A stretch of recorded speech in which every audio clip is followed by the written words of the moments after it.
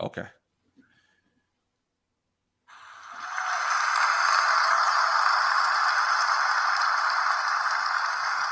Hey, good evening, everyone in the USA, all over the world, Canada, Long Island, aka Strong Island, plus the 5 spots of Brooklyn, Bronx, Manhattan, Staten Island, and Queens. I'm your man, G Money Stacks, aka Lonely Nomad. Actually, the misunderstood Lonely Nomad, to be exact. Um, YouTuber, the unstoppable independent podcaster, and of course, the host with the most and rookie podcaster of Queens, New York. And you are now tuning in, listening, and rocking to the 125th episode of Off the Meat Rack Chainz New York podcast. And we got a slamming show for you today. We are live and direct from the YouTube. And alongside of myself is the Instagram live feed. Make sure you turn your notifications so you don't miss a beat. Right here with me today is a podcaster like myself who is from the Breaking Structure podcast alongside with his brother Big Mont. Give it up for Broken Traditions. Thank you. Thank you for having me. It's such an honor to be here. Such an honor to be here. Yeah, man. Yeah. Anytime I do a recording, I like to do a little thing that I like to call mental health check-in. Right here.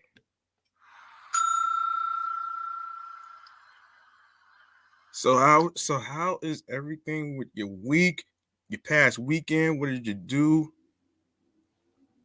How you feeling mentally, physically, and spiritually? Um, Apparently there's a little technical difficulty, but he'll be back though. Um, so anyway, while I wait, while we wait for this guy, hang on a second. Hang on.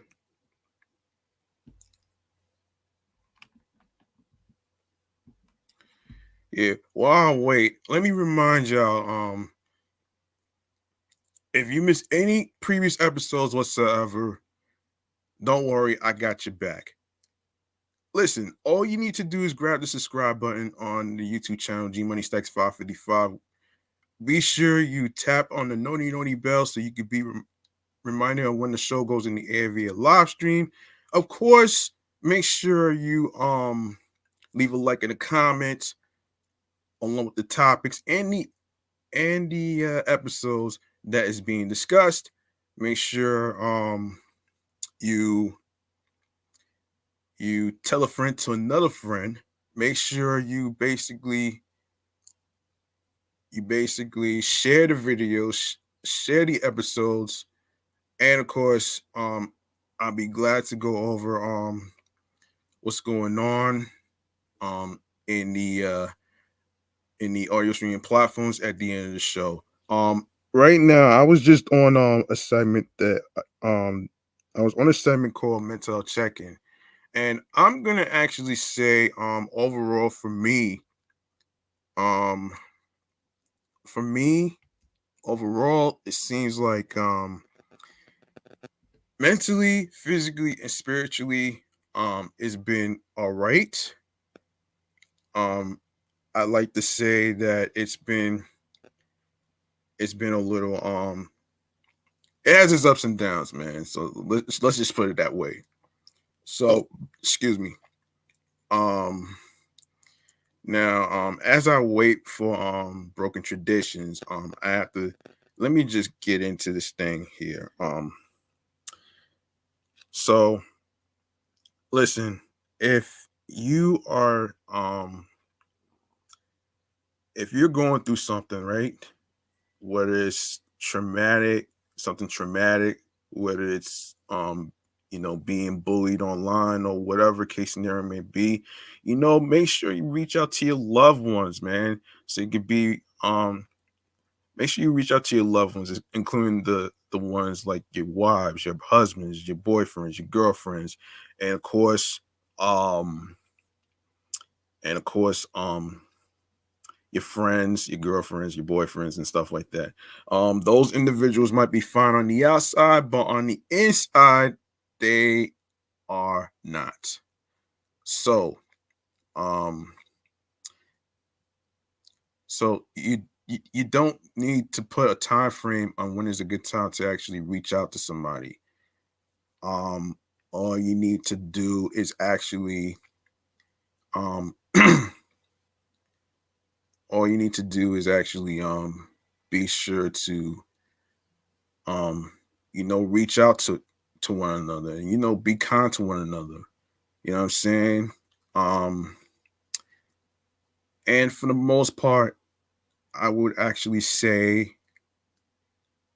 that you never know what a person might be going through, and for the most part, you want to be there for the person, or individuals that's going through some things. You know what I mean? So yeah. And you don't need to wait till Mental Health Day or Mental Health Awareness Month, which is in May, to actually, show that you care. You know what I'm saying? What you want to do is basically be able to you want to make sure you are empathetic, compassionate, and you'll do anything to be there for any individual that's going through this. So you know what I'm saying? Now, I don't know what's going on I don't know what happened to Broken Traditions, but I will actually try to I didn't start the Biggie Smalls thing yet, but also let me just remind people of the schedule right here. So this show right here, Off the Meat Rack Chainz New York podcast, is on Wednesdays, Thursdays at 6 p.m. and Saturdays at 10 p.m. Also, for the most part, you can also tune into my other shows, which is Meticulous Vibe Juice podcast review show, which is Mondays at 6, Tuesdays at a new time, which is going to be at 9 o'clock, and Thursdays probably at 9 or 10. Depends on how I feel.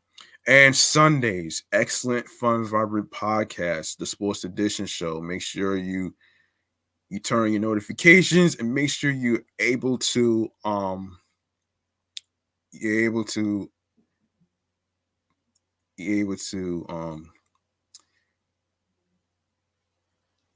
tune in to the show. And hold on a second. Looks like he's back. Hold on. Yo, what happened, man? I can't hear you. All right, you can hear me now? Yeah, what happened? I don't know. My computer just had like this warning screen come up, and like I had too many things opened, and after that, it just shut down. I was like, oh, I got to restart my computer.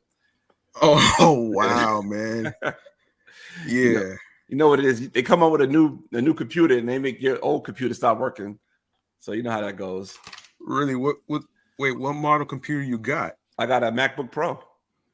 Oh, wow. Yeah. Wait, how many gigabytes can it hold as far as memory? This right here is 256 gigabytes, but I do have an external hard drive of 4 terabytes attached to it that I put everything into. External hard drive. Yeah. Interesting. Yeah. I see. Yeah, they just released a new one, but I don't want to get all into what Apple did because I could talk for hours. I don't want to get into that. Yeah, man. But I was trying to catch up and see. I know you said that you was about to get into the Biggie Smalls conversation, and also but I was like, let me just wait for you All You know what right. I'm saying? So I was like, let me just wait for you though, man. You know what I mean? And I was just, reminding the listeners and the people on YouTube that to actually, because I was doing a mental health check-in Okay, actually, yeah. and I was actually trying to find out from yourself, how's your past recent weekend, your week, like what did you do this past weekend and stuff like that, and how's the show going so far? All right. So this past weekend, I went to I can never pronounce the name of it. It's like the Eminicola Mountains, waterfalls. And Oh like wow. yeah, in the mountains in Georgia. So I went there. A great experience. Me and my girl went there. Had a good experience just seeing like that, the beautiful scenery and everything like that. Then after that, we went to the casino, which wasn't too far, but it was like working that day, going to the waterfalls and to casino. Like I'm not young like I used to be, so I can't just be doing all that type of stuff. And, say so Saturday, I slept for most of the day Saturday.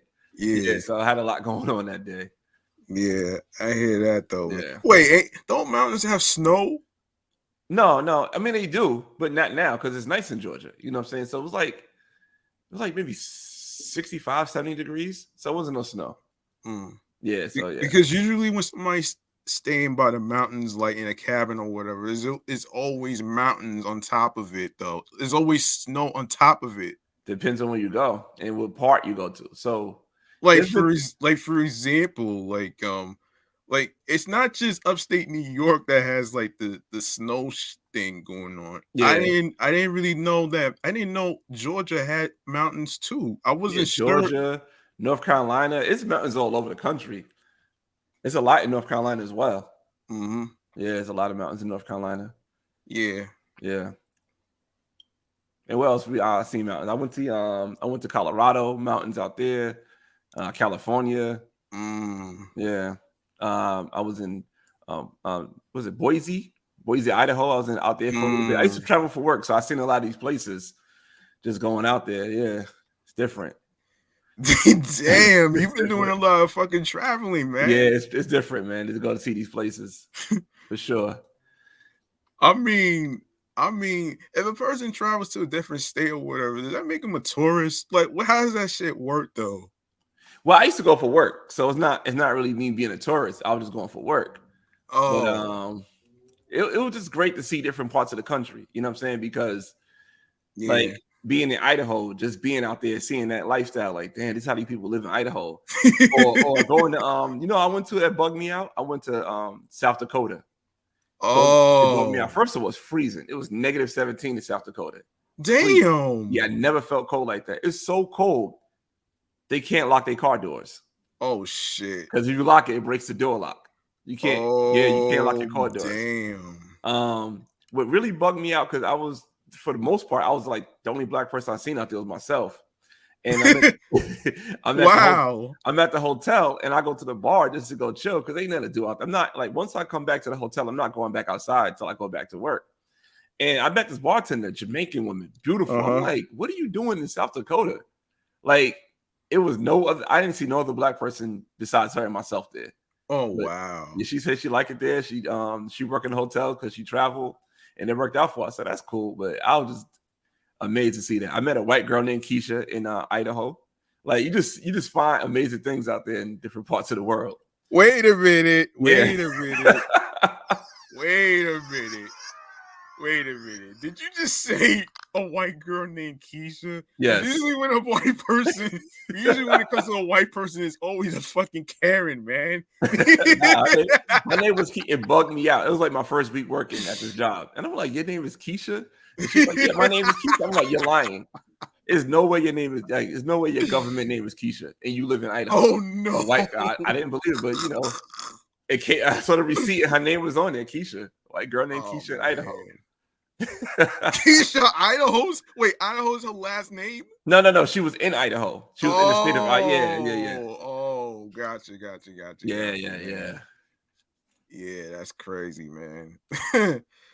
Damn, glad you had fun though, man. Yeah, like you drove over there? No, they used to fly me to different states. I didn't. I only drive. It was like a close state, maybe like the next state over. Like I drive to certain parts of North Carolina, maybe certain parts of Alabama. I wasn't driving too far.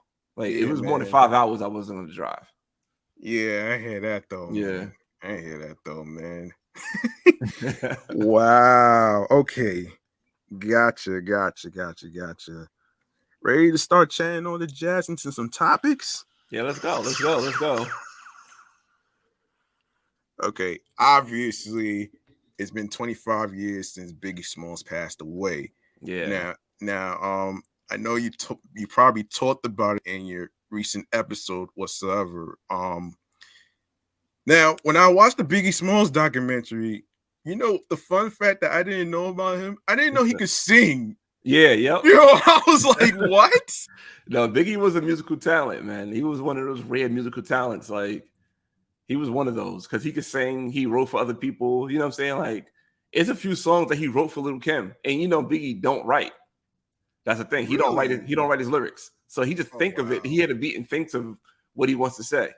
And for him to do that at that high caliber of lyrical content was amazing, in my opinion. Oh man. Yeah. I'm like, wait a minute, man. I thought he was an MC and a lyricist, man. Last time I checked.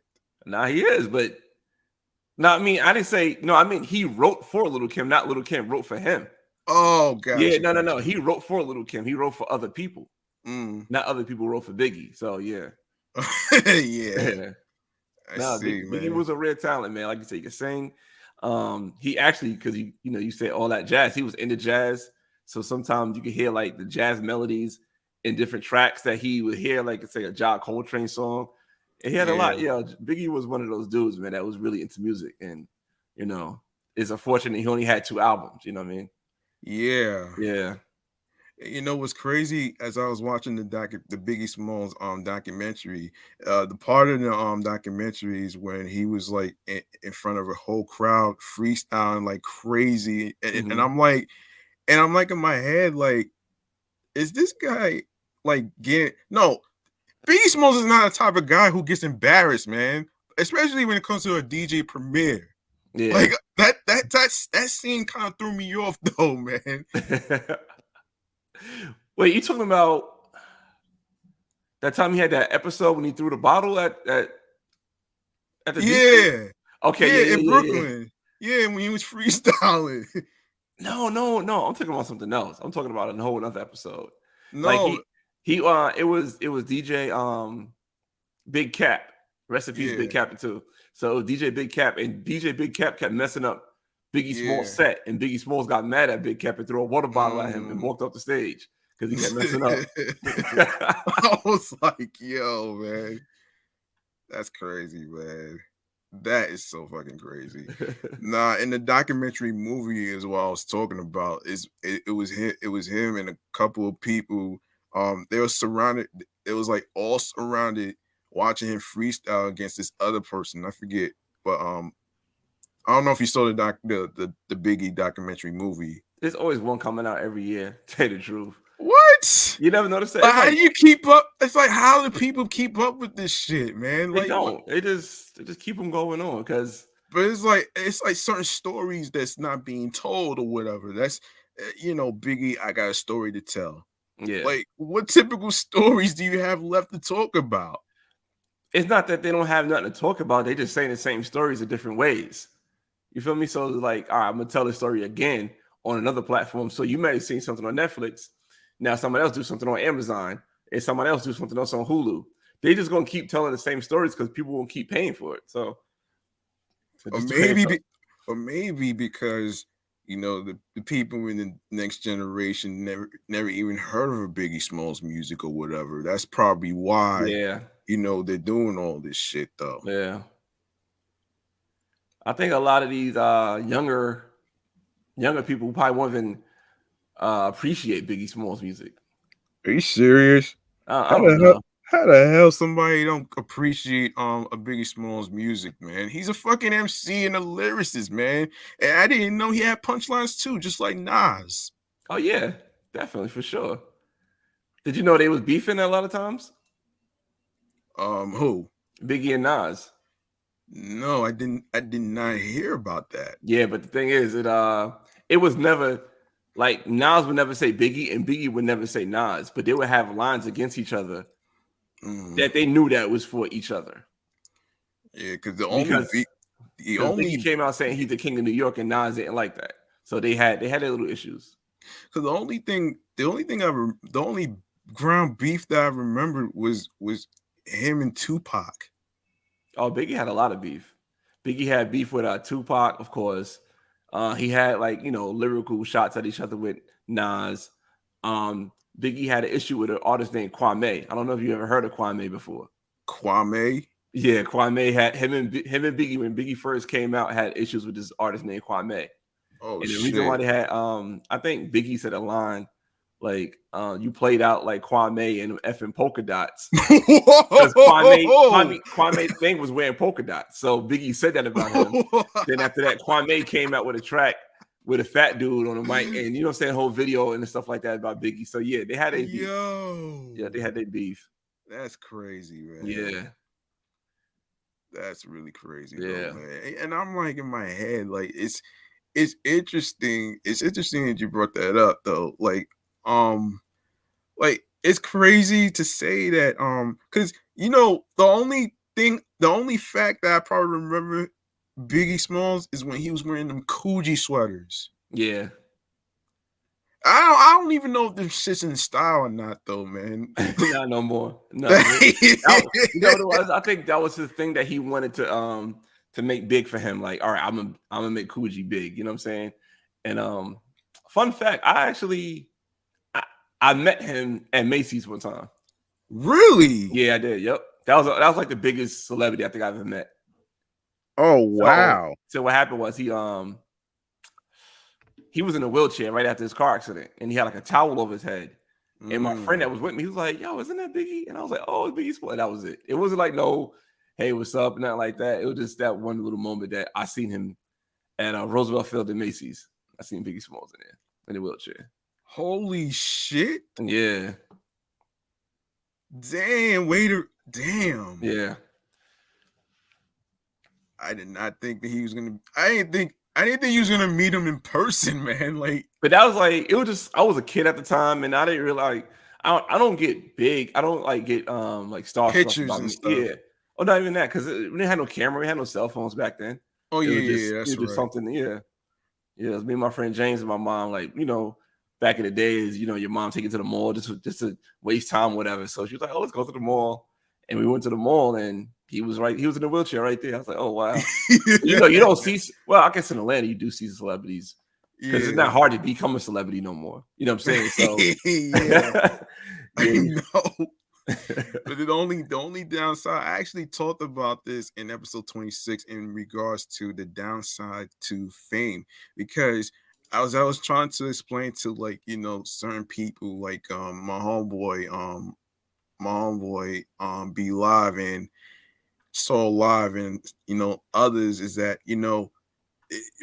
being famous and all that other stuff is not all that glamorous, man. It's like paparazzis is like swarming all of you like the fucking bees from the fucking honeycomb. Like, come on. Like, think about it though, man. Like, that's one of the reasons why I never wanted to be famous after starting this podcast and other podcast shows that I'm doing right now. Because number one, like it's not easy being a fucking role model to everybody. I can't please nobody. Oh no, like my comments be wild sometimes with stuff I post, but I mean, it depends. If you enjoy doing this, you're going to expect to become either somebody, you know what I'm saying? You expect to have a voice that's projected to people, and people want to hear you, and people want to see you, and people want to recognize it. It's come with the territory. Once you're consistent with it, it comes with the territory, and it is what it is. Like, yeah, I know what you mean. Yeah, but I'm not trying to, as I was basically talking about in the in one of the episodes that I did, is that being independent for me is a lot better for me than being under a media production company and all that other stuff. Because the only thing I'm worried about is the whole censorship shit, though, man. That they might cancel me and my YouTube channel and shit, which I don't want that to happen to me. Now, it may have happened to Cheeseface 45 because he incited violence, though, man. Like, come on. But you know what though? Like I said in my channel, like once they found a way to boycott Trump, it was rap. Like they could boycott anybody. If you could boycott the president of the United States from social media, that's unheard of. No matter what he did, to boycott him or to say that what he did, to boycott him, it's a right. You can't. Anybody's up for grabs. You know what I'm saying? Anybody's up for grab if you're not a part of the agenda that they want you to speak about. And it is what it is. Look at Joe Rogan. You know, I did a video on that saying how it's messed up that they trying to boycott Joe Rogan, but they have other celebrities who have the same type of background of saying the same thing that Joe Rogan said is not under fire like Joe Rogan. Yeah, but here's the crazy part about that, though, as I talked about in one of the episodes that I did, is that, you know, a bunch of music artists, including Neil Young, India Ari, and a bunch of music artists, they pulling their stuff off of Spotify because, you know, because of not only the misleading information about the coronavirus shit that he does, and this is the same vanilla wafer who took ivermectin, which is not even fucking legal, man. No, it is legal. It is legal. It's legal. They make ivermectin for humans as well. But like, how many doctors do you know that would actually, you know, recommend that shit though, man? Like, it's not gonna help the coronavirus. It's horse shit medicine. No, it's not horseshit.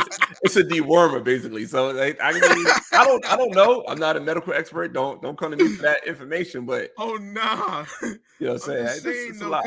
Because I know, because I did a little research on the whole ivermectin thing, and it's not even like someone was telling me that that it's used on humans because of the malaria thing and all the other shit. And the thing that kind of, I'm like, wait a minute, they use it on horses too? I'm like, damn. Where was I, man? I didn't even know about this since I was in school, man. But the whole Joe Rogan thing, man, that's not the reason why they're pulling out of Spotify, man. It's because the numerous of times he mentioned the N-word so many times. Yeah, and I tried to explain to like to some of the people in the group chat on my phone that he's a racist because you use a racial slur all the time, and then he's gonna try to play it off and shit, and then I get belittled because I said that he's a racist because he used a racial slur. If you call me if a white vanilla wafer, vanilla ice with no ice calls me the N-word or any other type of shit whatsoever, call me a monkey and all that other shit, then you a fucking racist. You know what I'm saying? Point blank. I'm gonna play devil's advocate. I'm not gonna say he's a racist or not. Come on. No, I'm not gonna get into that, but I'm gonna play devil's advocate just for the conversation. Did Joe Rogan call any black person a racist, or did he use the N-word in context of what the conversation was? Come on. I'm asking the question. I want to do that. It's like both, man. No, I'm asking. Did you hear? But he said it numerous of times on multiple episodes. But did you hear Joe Rogan? I'm just saying for the argument's sake. Did you hear Joe Rogan call a black person the N-word, or did you hear him use it in context? Isn't that a little different? Just for argument's sake, isn't that different? Even if it was like in context or whatever, but you're not answering the question. Did he call anybody black at the N-word? From what you heard and seen, yes. When? In one of the clips that I saw and listened to. Now for me, if a white person uses the N-word towards any black person, like you hear stuff like this all the time. Yeah, it's never okay for a white person. It's never okay for a white person to use that. Like seriously, it's never okay for a white person to use the N-word. See, I think it's not okay for nobody to use it. You know what I'm saying? Like if I don't care if you white, black, whatever. If you don't know, I don't want to be identified as that. You know what I'm saying? So I don't use it no more. I stopped using it because I'm like, yo, how can I say a white person can't say it, but I'm gonna call myself that? That's stupid to me. You feel me? So I stopped saying it altogether because to me that's ignorant. Gotcha. That's my opinion. So I don't use it. So if I don't want Joe Rogan using it, I don't want myself using it. I can't be a hypocrite saying you can't use it, but I can use it. That's hypocritical to me. So I'm not going to use that word. I'm not going to, you know what I'm saying? If people use it, I get it. It's like if you say it, I get why you say it. But for me personally, I'm not going to exude that the same type of energy out there saying that you can say it, but I can't, or I can't say it, but you can't. Like it's so much a slippery slope. Yeah. And I don't care if it was with an A at the end or ER. It's still the same thing. It's still the same thing. It came from a deep rooted hated word, you know what I'm saying, to come towards our people. And we try to say we want to take that word and use it back. No other group of people does that except for us. To me, that's crazy. Yeah, I see. Let me see. So let me ask you, because I know you're on IG. Is this on IG too? Like you can see me on IG, or just you on IG? It's just me on IG. Okay. It's just YouTube. Whenever I have guests on here, that's the only time they'll see me and the guests and stuff. Oh, gotcha. So I know this is your first time, so you know what I'm saying. After I know you're on IG and you're on here, so it's like I'm doing both. Yeah. So can they hear what I'm saying, or they just hear you replying to me? On Instagram, no, they can't. They can only hear me. So you know what I mean. See, I don't like IG. You can't do too much on IG. Yeah, but you know they actually added a feature where you can add more than one person. Yeah, but the thing is, like, all right, say for example, on StreamYard or any streaming platform like this, you can add this stream service on Facebook, on Linktree, on Twitter, and on YouTube all at the same time. You just can't. Wait, LinkedIn. It's LinkedIn. Yeah, but I don't use LinkedIn. Yeah, I know, but I'm just saying for example purposes, you can use all those same platforms at the same time and have the same stream that you're showing on different platforms. You just can't add it to IG. IG don't have that technology for some reason. Yeah, they don't. Yeah, that's whack. It's like it's so limited. You can't do too much. You just have like, you know what I'm saying, like how you have your name right here and everything like that. You got the thing going on underneath it, so you can click here. Like you can't do that on IG. It just, I don't know. IG is just, it's not my type of platform I like to put content out on. I do it because it's easy, but at the same time, I'd rather put better quality like this out than IG. Yeah, it's not for me. Let me not still go on a rant about technology because I could go on forever. You know, speaking of not my MO, man. Yeah. Drill music is not my MO, man. And for those of you who may not know, for all the listeners and YouTubers in the YouTube universe, that don't know what drill music is, I actually had a chance to look up the definition, so I'm just trying to actually look for it. I was like, okay, but you probably got an idea what that is, though.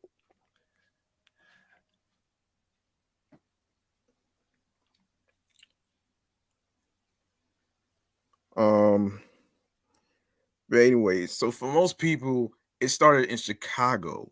And then as I'm researching this shit, I didn't even know it started. I didn't know the people in the UK knew about this. I'm like, what? I'm like, what? It's big in UK. It might be bigger in UK than it is in New York. Really, compared to I was listening to an interview I forget what show it was, but it was a music artist who goes by the name K Goddess, and she was talking about the whole drill music thing. And this was probably around the time that Pop Smoke passed away years ago. And I'm like, in my head, what the hell is drill music? I'm like, hold up, man. Let me just look this shit up, man, because this is crazy. I'm really trying to understand this shit, man. Like, this is getting kind of nuts, though. I'm really trying to understand this shit, though, man. And why is it that radio stations and DJs are not being held responsible for that shit too? Like, it's just crazy to me, man. I have an idea why. It's too many people making money off of it. Yeah. You know what I'm saying? So it don't matter of the bodies that's being dropped or the, you know what I'm saying, the people that's getting killed. It's just too much money being made for them to say, like, all right, we can't stop doing this, no matter what the consequences are. Yeah. So for those of you that's listening and and watching in the YouTube universe that don't know what drill music is, it's basically a subgenre of trap music, which in itself is a subgenre of hip hop. What? Wait. Hold up a minute. Wait a minute here. Last time I checked, hip hop is different from fucking drill music and trap music. Like what the heck? You can't mix the two. Like what? I mean, you know what though? It's messed up. They don't have too many different genres of hip hop. They keep everything in the sub context. It's kind of whack. And it's like you can't compare Jay-Z to Lil Uzi Vert. You know what I'm saying? But it's all considered hip hop. It's all that one umbrella. You can't compare like somebody lyrical like Lupe Fiasco to Kodak Black. But it's still hip hop. It's kind of messed up how they do it, to tell you the truth. It's like you got classic rock, you got hard rock, you got all these different types of rock. And they all get their own different categories and win different awards for such. But when it comes to hip hop, there's only one hip hop. I think that's messed up. Yeah, same way that this idiot Reason was talking about that Andre 3000 is better than Fabulous. Like, how the fuck you gonna compare? He's gonna say that that Andre 3000 is better than Fabulous? They're both talented people. You can't compare the two. They both rap differently. They got different swag. Yeah. And I think it's pretty hard to compare Andre 3000 to most people because he didn't put that much music out to be compared. Like he put out maybe 3 albums, and after that he stopped rapping, or he don't do rap. He just did like the Love Below. So he's, he had great musical, he had great hip hop moments, but if you stop after a while, I think the comparison should not be out there. Yeah, because he was with Outkast with Bib, which is and also he was a group, so he didn't have like Fabulous had solo albums, mixtapes. Andre 3000 had a couple of albums, and maybe some features. Yeah, and he stopped rapping. Yeah, that's true though. Yeah. That's true. So it originated in the South Side of Chicago before spreading to other United States cities like New York and even international to London, with UK drill being one of the most notable forms of drill and most notable genres in music. Because it's hold on a second. Now let me ask you: Have you heard UK drill? UK drill? Yeah, have you heard it? No. All right, it is a difference. Because I know trap has to do with something drug related, and drill has to do with something that's like in terms of like particular violent lyrics. Like for instance, I actually heard from somebody, I forget who it was, but if a music artist who's doing drill brags about killing their loved ones that they did, it just goes back to inciting violence. You know what I'm saying? Yeah. Like I'm like in my head, like this is just crazy. And this is where I actually bring in DJ Drewski and stuff, man. But I want to actually, DJ Drewski, man. Man, I'm listening to what homie from Brooklyn Live was talking about, and he said it was two years too late. Now all of a sudden you want to stop playing drill music because it's like gang related stuff. So it's like, so I was thinking about a question in terms of like, who's more responsible, the radio stations, the DJs, or the music artists that's coming up with like crazy lyrics in terms of like bragging about the dead homies and all that other stuff whatsoever. Like I say this, I think we got to put some of it on the artists because they are making the music. You know what I'm saying? They are incriminating themselves, saying like I smoked this person, or we smoking on this person, and next thing you know that person is tied to a murder that you tied to. So it's kind of stupid that you're doing that. That's the first thing. Second thing, we got to also whoever's sponsoring it, right? Like say Hot 97 is playing drill music, but who's paying for those sponsorships to have those advertisements on Hot 97 that's paying Hot 97 to keep going. So like say Colgate, for example, is sponsoring Hot 97 for the moment, and then it's the biggest sponsor. Colgate should be held responsible for knowing what kind of music is being put on there because they're the one that's paying for it and they have the ads on there. Yeah. So those it should start from the top where the money's coming from and how they distribute the money. Because at the end of the day, the drill artist is seeing a little of that money that's being made off of this music. They seeing at least. Yeah.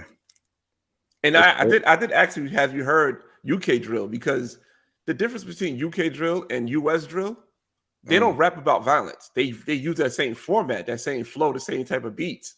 But this is more about like braggadocious type rap. I got this, I do that type of stuff. Not I kill this, I sell this. They don't talk about the violence and crime they do like in the US. So that's the difference between UK and US drill. Yeah, but it seems like you have certain music artists that actually rap about things that they never experienced. They're just copying the lifestyle of the whole shoot 'em up type shit, and it's not really. Is that an issue, man? You think that's an issue? I want to actually play like a clip from what Live was talking about here, man, and he went in on Drewski, man. So listen to this. All right. Hold on a minute here. Let me watch this again.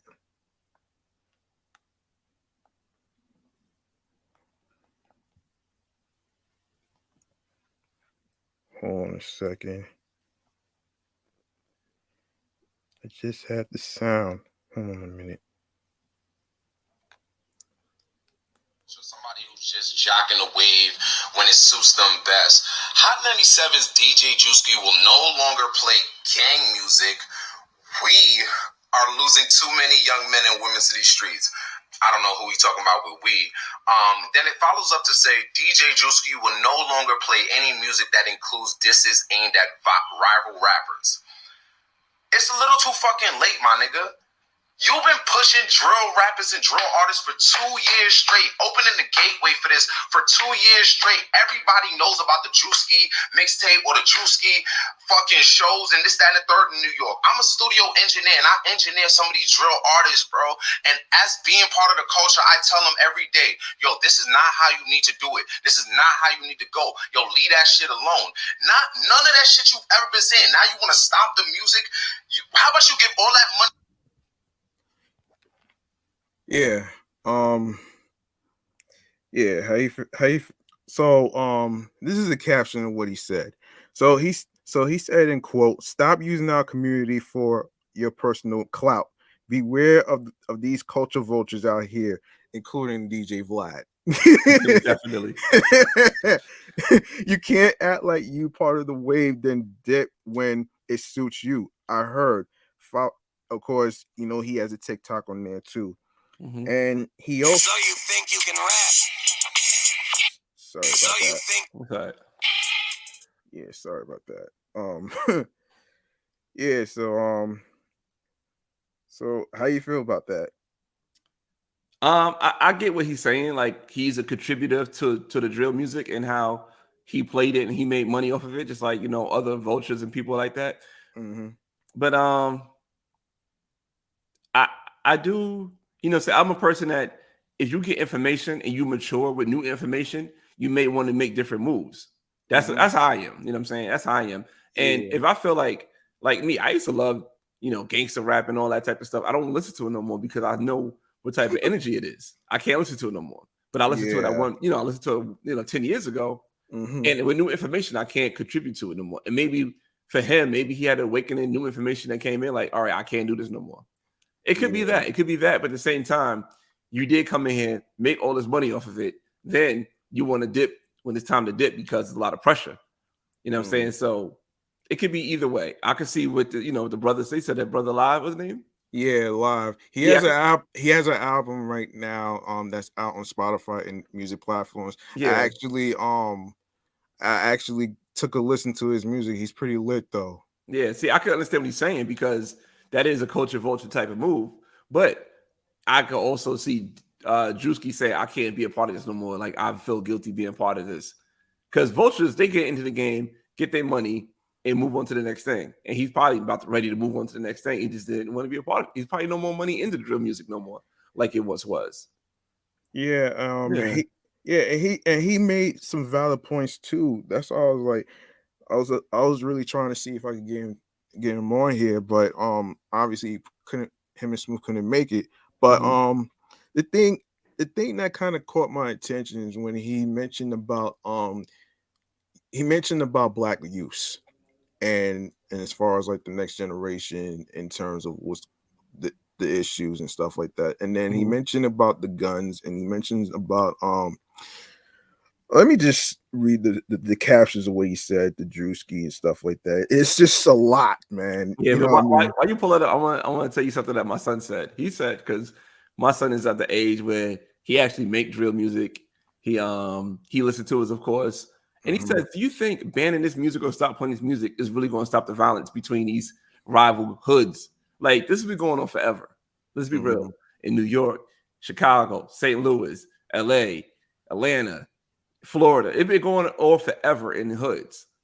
For you banning a certain type of music is not going to stop what's going on. They just reporting of what happened. Just because they saying what happened, it's not going to stop what happened. Because you can stop from them saying it, they still going to do it.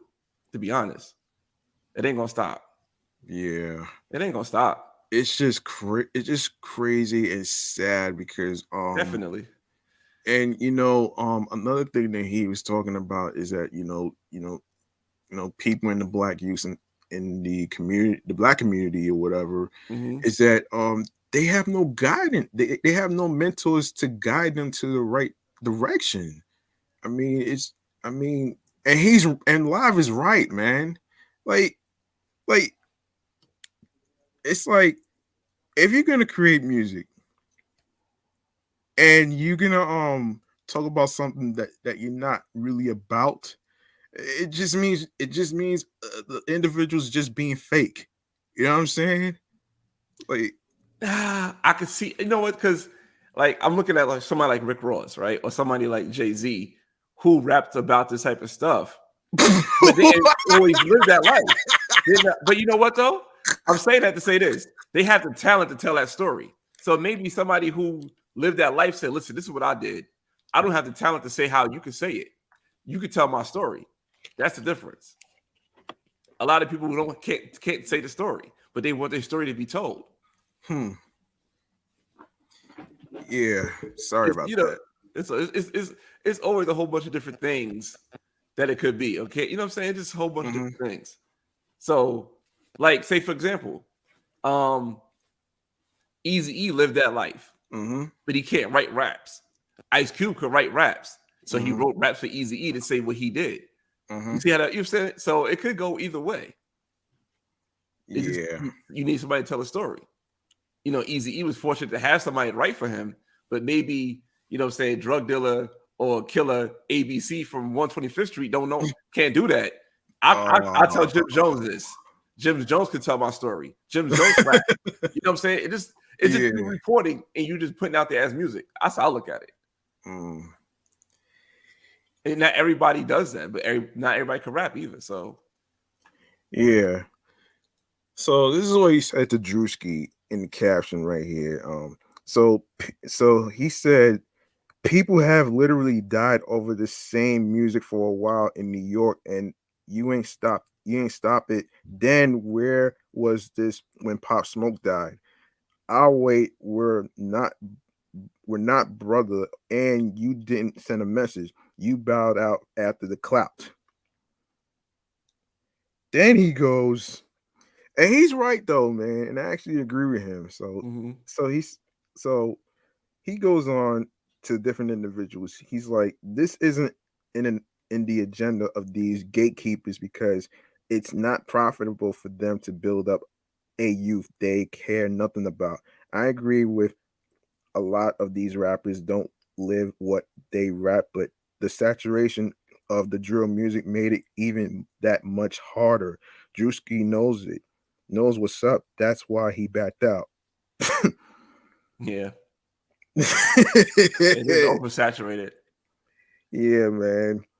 And definitely oversaturated. And you know, people getting annoyed of hearing drill music all day long in radio stations and stuff like that. That's how I feel. So That's why I feel sometimes radio stations and certain DJs gotta be held responsible, because you know what I'm saying, like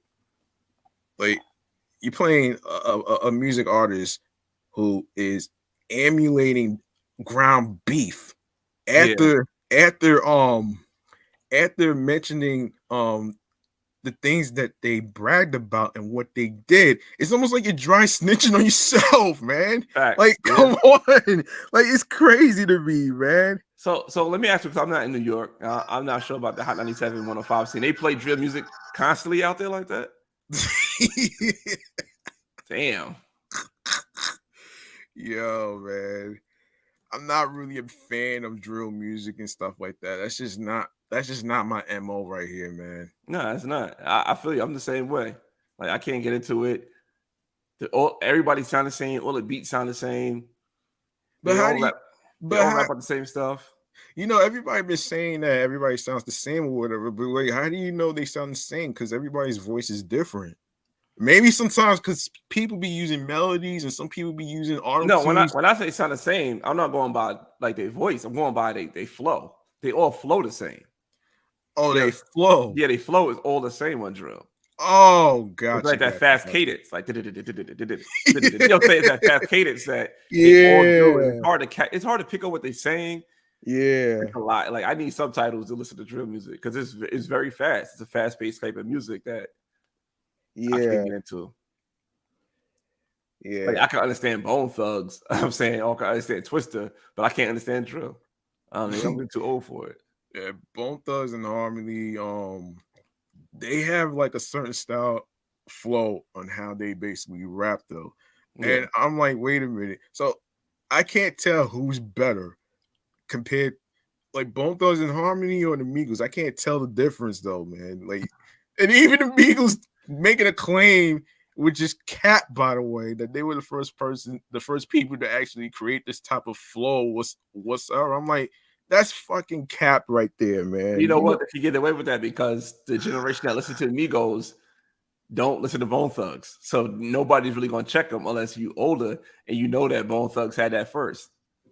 That's why they can get away with that. Facts. Yeah, that's how that works. It works. It works about your age range. That's how it works. It's that easy. Yeah.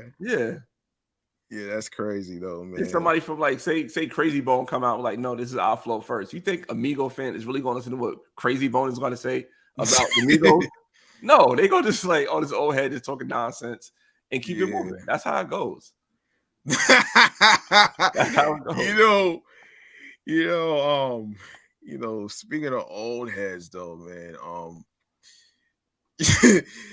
I actually read something a while back during the recording of this episode, of the previous episode that I did, and this was pertaining to Be Real from Cypress Hill, who was chiming in on the whole reason, who said that that Andre 3000 is a better rapper than Fabulous. So I'm like, in my head, and I'm like, first and foremost, like, why is and be real's right though, man. Like, why are we comparing two people who rap differently about different stories and shit like that? They're both great. Like, it doesn't matter who's better.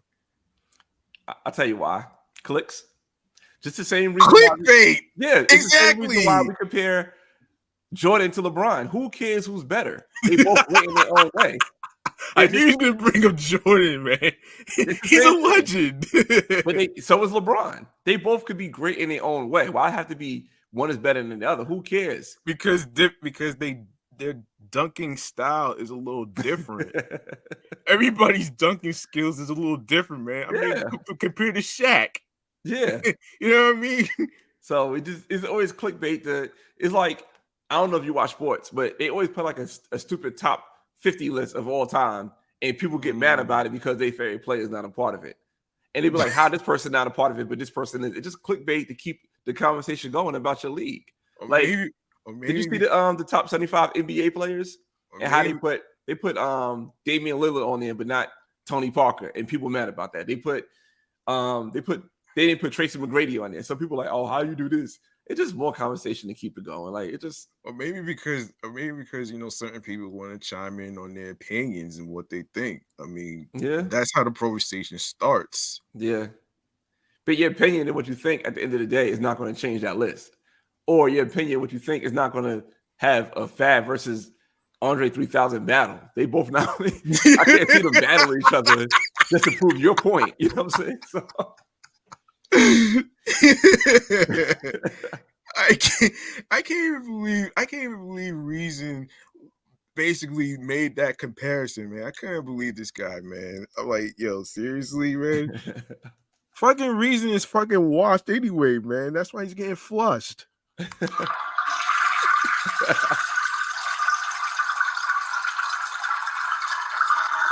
Oh man, I see you got some spam going on in the chat. No sound effects. No, no. Did you see your chat in YouTube? Do you watch it? Do you look at your chat during your stream? My chat, the live chat? Yeah. Oh shit. Nah, not really, because hardly anybody comments on my shit. Oh yeah. So you got somebody putting emojis, yeah. No, not even emojis. This is really, I don't know what I guess Arabic. They did somebody type in Arabic asking, are you from Iraq?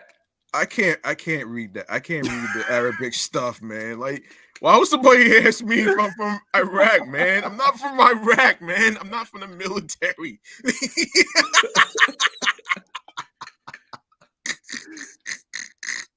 Oh man. I can't believe somebody would actually put that though, man. But that's crazy though. But I don't know if you heard about Eric Adams though, man. But so this involves Maino bringing Fabio Foreign and more meat with New York City Mayor Eric Adams over drill rap debate. Right.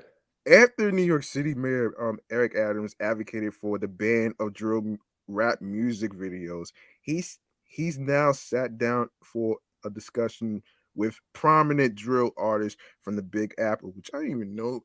I didn't even know music artists was from the Big Apple doing this shit though. But anyway, Adams met with Fabio Foreign, Maino, and B Love because Maino was featured in a Street Soldiers episode. Okay. Yeah, so Maino and B Love, to name a few, on Tuesday night, which was February 15th, to open a dialogue about the popular hip hop subgenre that's been blamed for the rise in gun violence in New York City. Now, in quotes, hold on. It's been a lot of talk about drill rap, drill music in New York City, connecting violence with the culture. And I just wanted to create a conversation with the mayor, Maino said in a clip from the meeting posted to Instagram.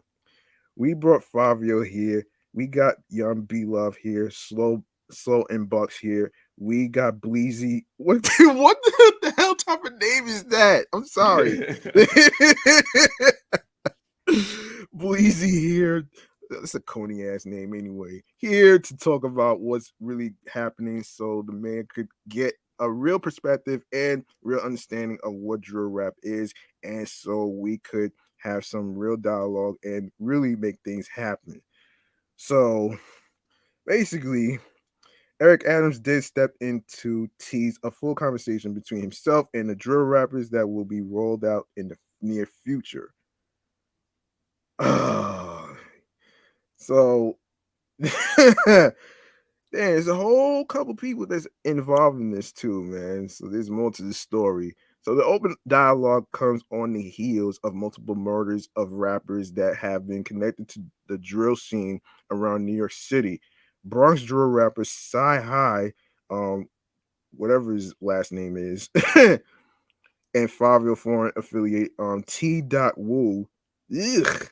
We're both shot and killed in February. So in January, Nas Blixie was shot in the back of the head and leg, but survived. K-Flock is also currently behind bars after he was charged for a deadly shooting at a Harlem barbershop in December. What? Yeah, I heard about that. Yeah. I'm like, okay. So I don't know. Cause I didn't know Eric Adams had a son, right? And he was asking his son about Drew rap music or whatever, and some shit like that. And I'm like, in my head, like, well, let me see. How can I word this? It's not really so much about banning the music itself. It's just banning it off of social media. You know what I'm saying? Like, all right, I see what Eric Adams is trying to do, but let's be realistic. How is that going to work? How could you tell Instagram, YouTube, whatever, Facebook, don't put this on? I'm the mayor of New York City. I'm not the president of the United States. I'm no global politician. I'm a mayor of a city, and I'm telling you to stop allowing this to be put on to your platform. Why would they even take that phone call, let alone take this man serious? How far do you think this is going to go? Yeah. And not to mention, like I said, YouTube, I can especially speak for YouTube. YouTube is making more money off of these kids than they are making off of their own music. So why would YouTube stop that? The amount of money they are coming in for people watching these videos. These videos do millions of streams once they drop because they want to see who names being mentioned and stuff like that. So, and once YouTube have 1 million streams, that's 1 million ads that they just sold per video. And the kids probably get per video like what, maybe $20. Once you start doing the ad streaming and stuff like that, you're not making no real money. So, yeah, I don't see why YouTube would stop, or why would YouTube do that? Because of a New York City mayor, not even the New York State governor. You're talking about the mayor of a city. No, they ain't gonna take him serious.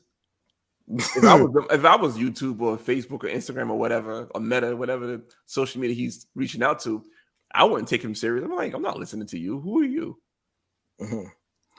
Because I don't know, because he used to be a police officer and stuff like that, and he's using the experience of the times he used to go to certain neighborhoods and stuff like that, where it's like gang affiliated and all that other stuff.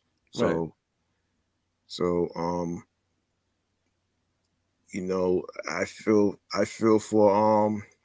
feel for certain people who have lost their loved ones, including their sons and daughters or whatever, who's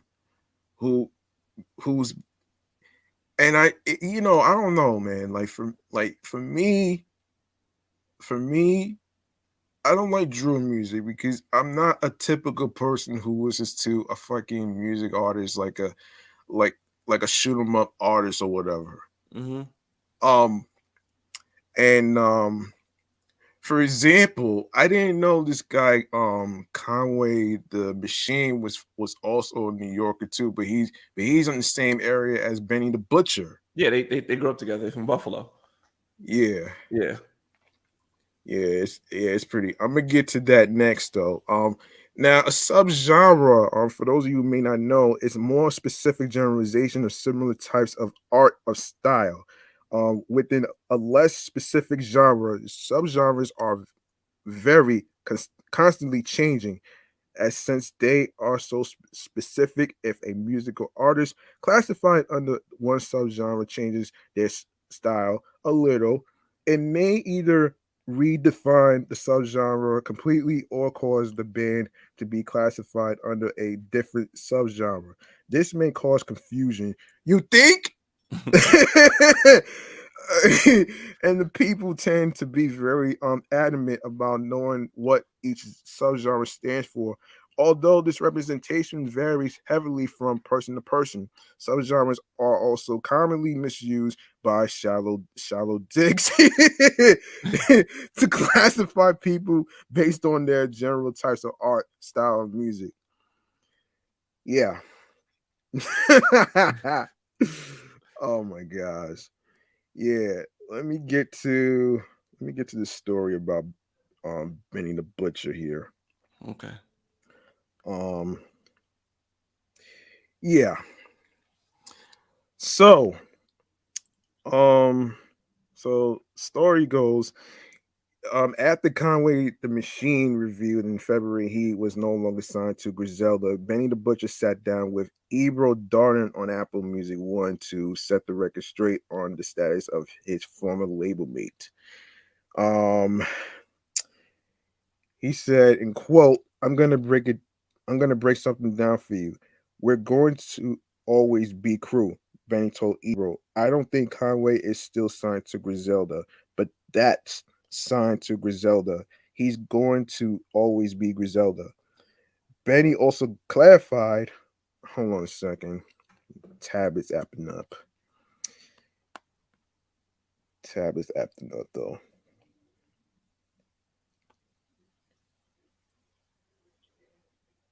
Yeah, here we go. Yeah, Benny also clarified that Conway isn't exactly the owner is, and that his cousin Westside Gun is. West is the sole owner of that, Benny said of Griselda. I think that's one of the big misconceptions is that they own it together, but that's West's baby. Like Conway tell you if West owned a building, he did the construction of type of thing. Benny's clarification comes after Ebro asked Conway a few weeks ago to explain more on where he stood with the Griselda roster, and the God don't make mistakes rapper said the whole situation wasn't worth all the attention. It ain't nothing to even trip off for real, Conway said. I don't know what's going on. Everybody just doing so much, man. Just on the individual side that we don't really kind of be having the time to really connect all the time and link. We don't all live in the same city no more. We don't really hang out and do shit no more. See each other, so all these conversations we don't necessarily get to have all the time. Benny sit down with Ebro as he gears up to drop his highly anticipated Tana Talk 4 on Friday, March 11th, which is this week. Benny revealed the project's cover art on Tuesday, March 8th. Not sure if you've seen it. No. I'll look it up real quick. Which is an oil painting of Benny, Westside Gun, and his late brother Machine Gun Black. Yo, what is up with everybody in these weird ass nicknames, man? Oh shit, it's just crazy.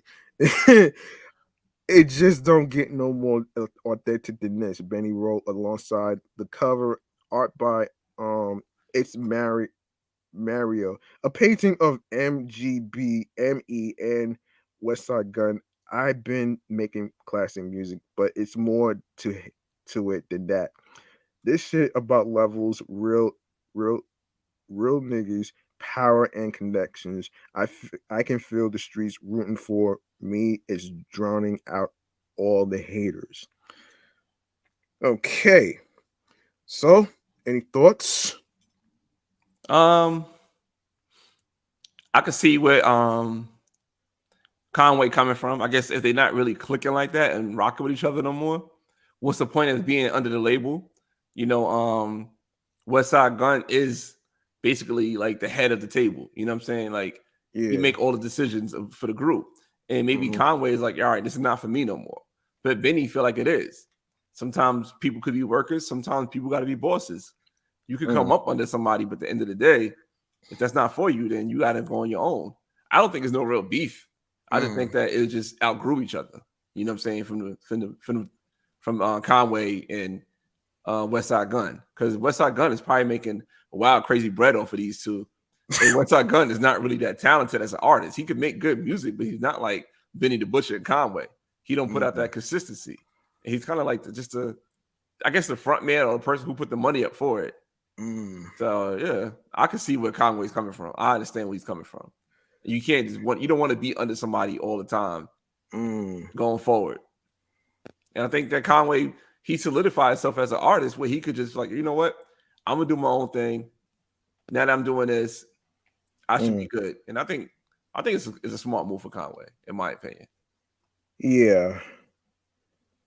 Yeah. So, and I don't. I'm saying from what I see with those three, I don't think there's no real issue. I just think they just outgrew each other as far as business. So it's more like, doing your own thing is more like you're trying to, have creative control. Creative control. You probably learn some some ins and outs of the game. Like, all right, I could do this now, I could do that. I see different things now, and I wanted to, you know, make moves of my own instead of being under what they want me to do. Yeah, that's interesting that you say that. I was like in my head, like, what's the point of being under a label if you know they're gonna screw you over, not just money wise, but creatively. You know what I mean? Yeah. Like, and that might be more worse than getting screwed over with the money. You can't even do what you want to do. Yeah, facts. Yeah.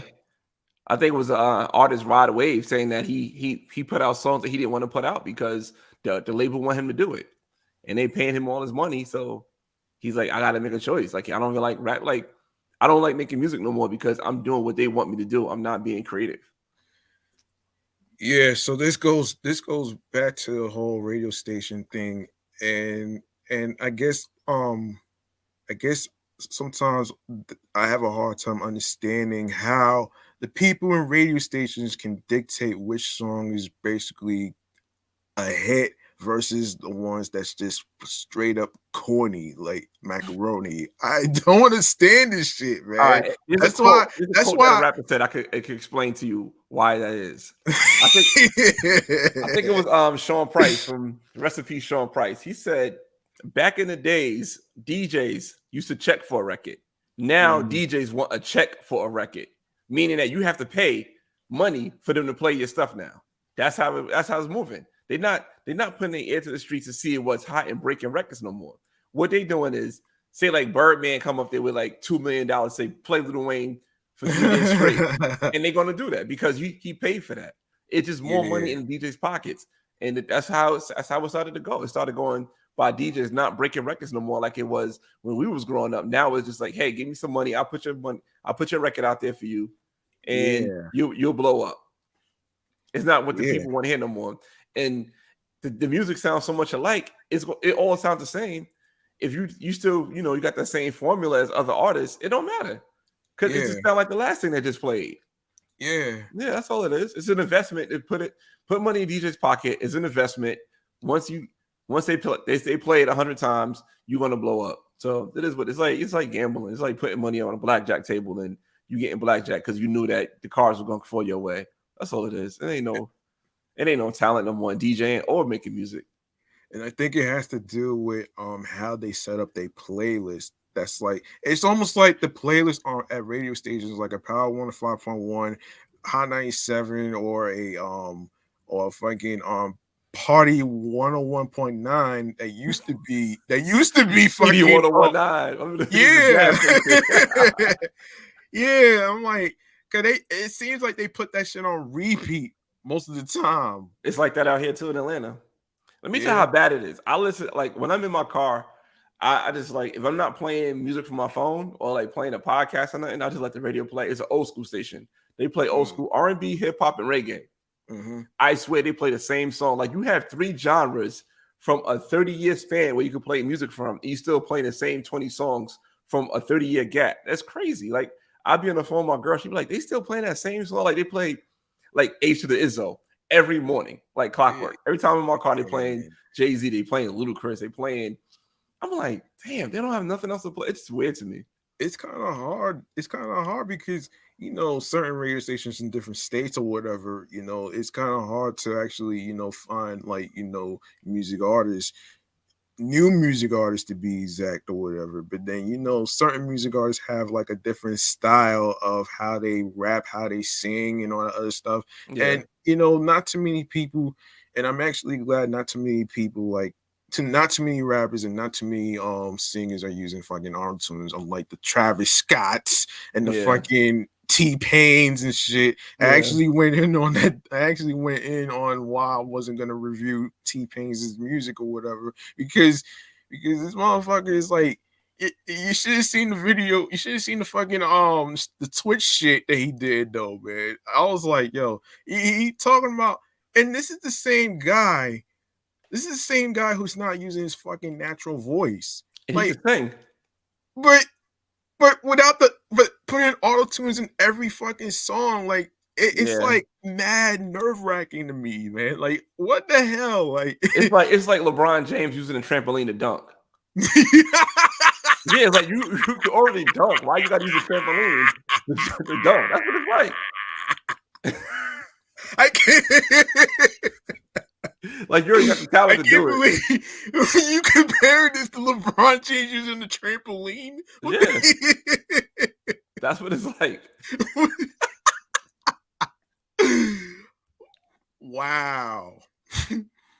I didn't think about that analogy though, man. But I'm like, where did this come from?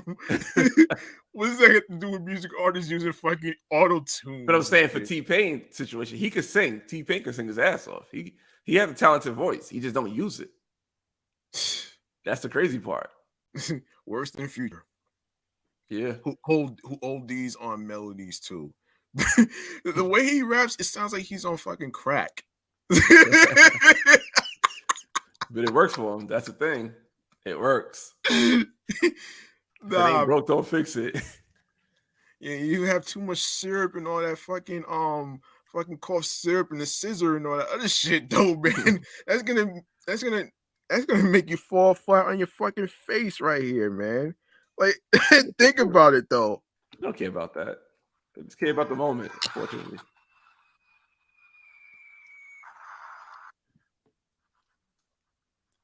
They just care about the moment.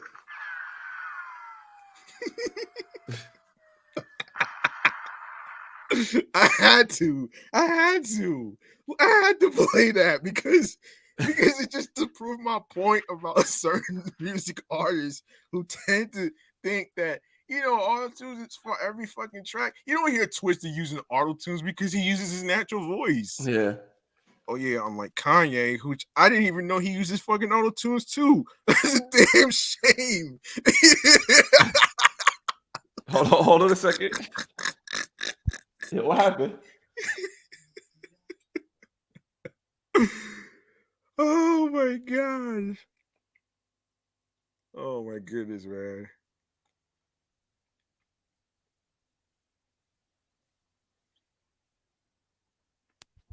Oh, my bad. Yeah, what happened? Nah, my son doing something in the kitchen. Oh man. Yeah. Nah, that's all good. You good. Thank you.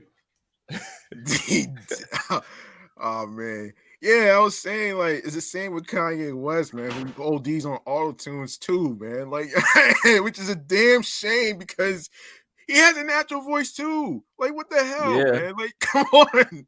Because it's just easier. Easy as in making ice cream from scratch? Nah.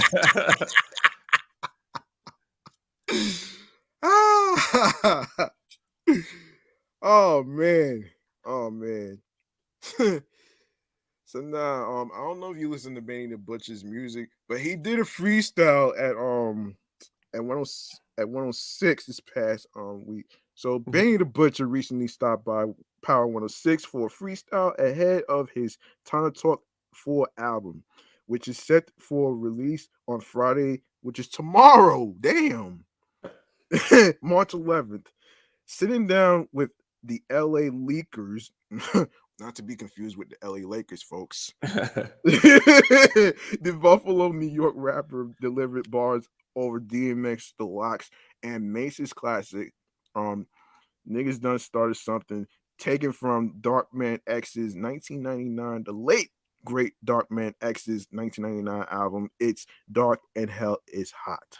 Mm-hmm. Face of Def Jam, and we plan on changing the score. He raps over Dame Grease's instrumental. Whoa, Dame Grease? The fuck kind of name is that? Oh my gosh, man. I swear, everybody with all these weird ass names, man. That shit makes me want to fucking scream. Yo, this time around, this street shit gone get some label support and thankful for legends who paved the way, but ain't get awards because every hustler at the table done took some game from New York. Benny's lyrics reference him signing a deal with Def Jam in November, with Tana Talk 4 serving as his last album as an independent artist. Wait a minute, man. Wait a minute. I'm going to stop right there. Which is better? Being an independent artist, being able to create your own shit, or being under a label? I think in his case, it'd probably be better to be under a label because he already got his own buzz. His fan base is already going to support it. So, I mean, maybe it's better to be independent, to tell you the truth, because you already got your fan base. People coming out to your shows. You know, I mean, yeah, I think for Benny's case, it'd be better to stay independent, in my opinion. Because I mean, I don't know too much of the game, but I do think you putting more money in, you get more money back. If they put money in, they get a lot more back. Yeah, because what happens if he's under a label and they screw him over his fucking money? Like, yeah. It's happened to a lot of music artists over the years, and every time I hear stories about this, it's like what the hell? Like, you know, you gotta worry about paying producers and engineers and all that other stuff, but you don't get nothing in your pocket. It's highway robbery 101. Yeah, it is. And that's why I had to keep it. That's why I had to keep it 100 right here. Because, you know, I'm speaking facts and I'm doing research on this shit. So I don't want to feel like a fucking dummy that don't have facts. You know what I'm saying? Yeah. That's what I always do when I'm putting in, like, you know, topics for future upcoming episodes of the podcast or whatever. It gives me an idea and a way for me to, you know, be, a little better and stuff like that. Even though I don't have any co-hosts with me and stuff like that, but at least I'm trying my best to make the show fun. Yeah. No politics, man. Because we all need laughter in the whole world, man. Because after 2020, that shit was too fucking political, man. It was like politics. I look at politics as fucking poison. Like, it's not even a fucking potion that you would drink. Yeah.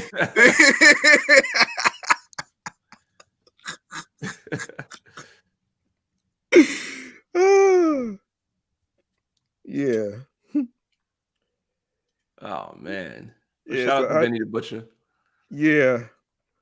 Oh, there's a Conway the Machine I wanted to go over, actually. So, after becoming the first artist to sign to Conway the Machine's drum work music group imprint, Buffalo rapper Jay Skeese dropped a new single today featuring both Conway and Griselda rapper Flea Lord. Jeez. You gotta be kidding me, man. What is up with all these damn names, man? Like, it's crazy. Like, what the hell, man? Anytime I hear a person who has a strange rapper name or whatever, it just makes you wonder that you want to put them in a fucking garbage disposal.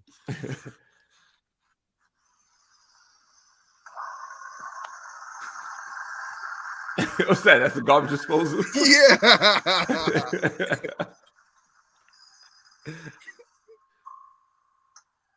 I had to, man. Like, this is ridiculous, man. I went over the worst rap nicknames ever, other than Little Pump. What's the worst nickname of a rapper that you ever heard of?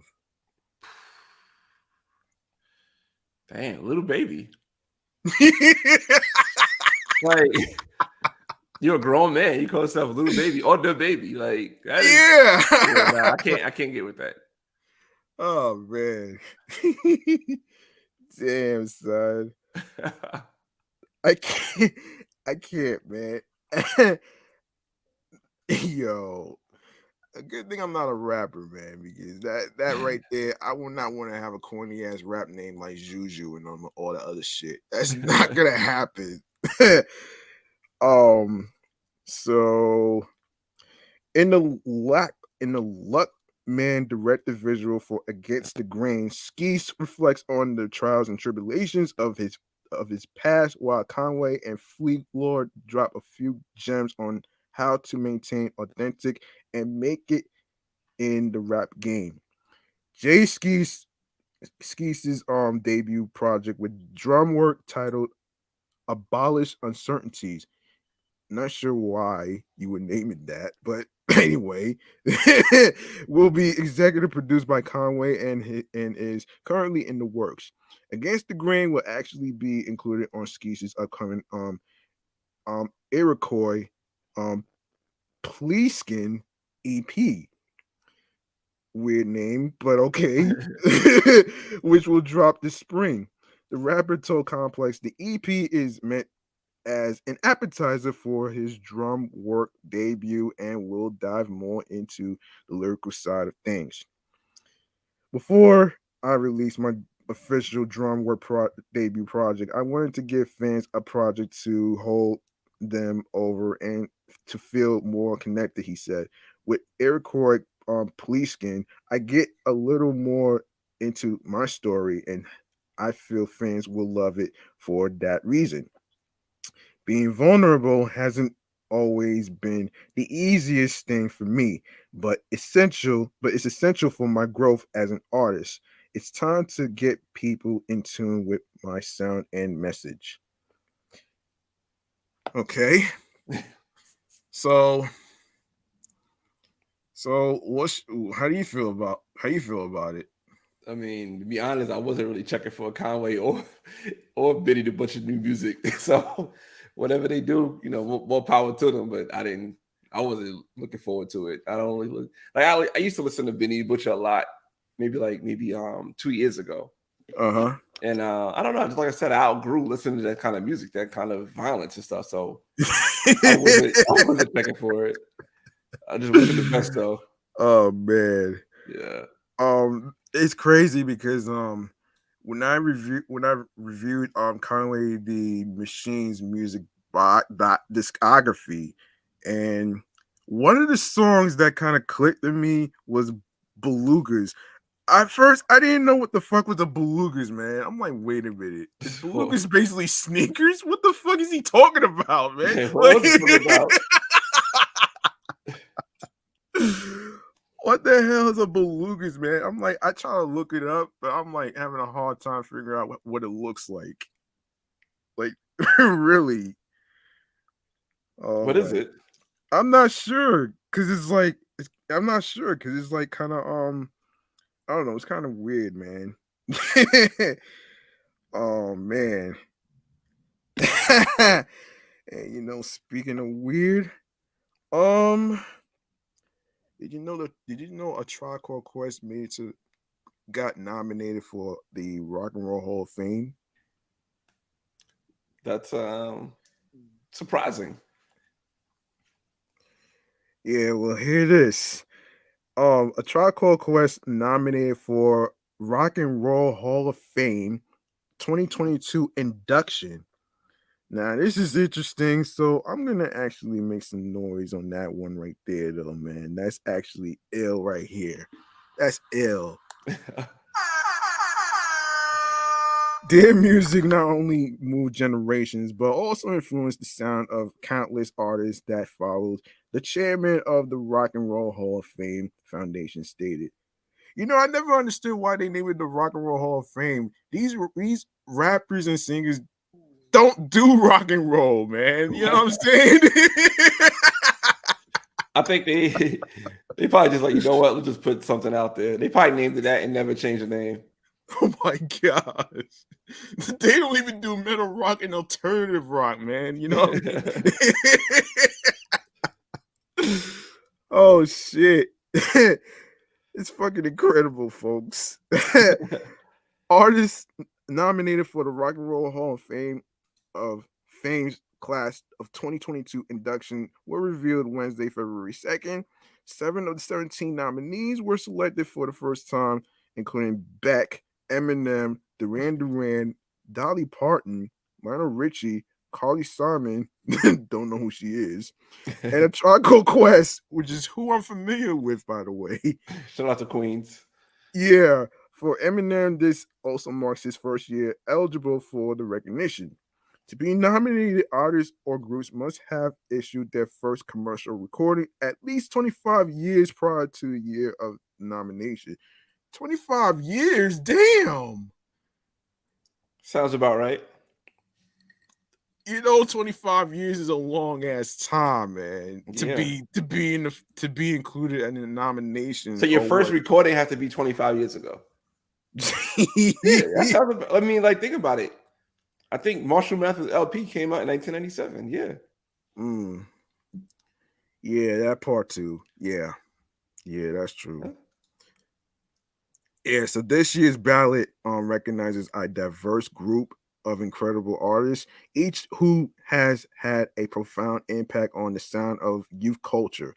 John Sykes, chairman of the Rock and Roll Hall of Fame Foundation, stated in a press release, end quote, "Their music not only moved generations, but also influenced the sound of countless artists that followed." Mm-hmm. The nomination process includes sending ballots to the international voting body consisting of more than 1,000 artists, historians, and members of the music industry.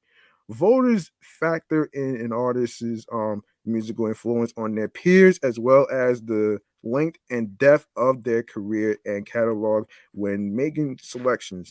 The artist's level of innovation and superiority of style and technique are also considered. So last year's thing, 2021's induction class included Jay-Z, LL Cool J. A big shout out to them right there. Let's throw some explosions right here.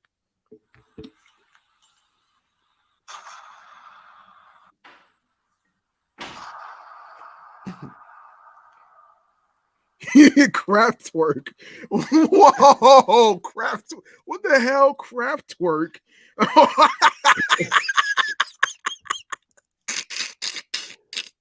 Another corny ass name. Oh my gosh, man. Tina Turner and the Go-Go's. Oh shit. The Go-Go's. Oh my gosh. Inductees in the upcoming class will be announced in the May 2022, and the Rock and Roll Hall of Fame 2022 induction ceremony will take place in the fall. Of course, the whole list of people, gee whiz, and there's a whole list of people that's included this year: Beck, Pat Benatar, Kate Bush, Devo, Duran Duran, Eminem, Eurythmics, Judas Priest, Fela Kuti, not Cooties, MC5, New York Dolls, Dolly Parton, Rage Against the Machine, which they're not really hip hop, but Lionel Richie, Carly Simon, A Tribe Called Quest, and Dionne Warwick. So how do you feel about the list? Sounds about right. You know what I'm saying? That's just back in that time, that Beavis and Butthead era, when you see those videos. You know what I'm saying? So that sounds about right, that they nominated and they ready to go. Like, Rage Against the Machine, I think that fits. I guess Dolly Parton fits. Eminem fits. Tribe Called Quest. You always need that urban hip hop group in there. So yeah, it fits. It's suiting. It is what it should be. Son, you want to know what's so funny? I didn't know the word urban meant black.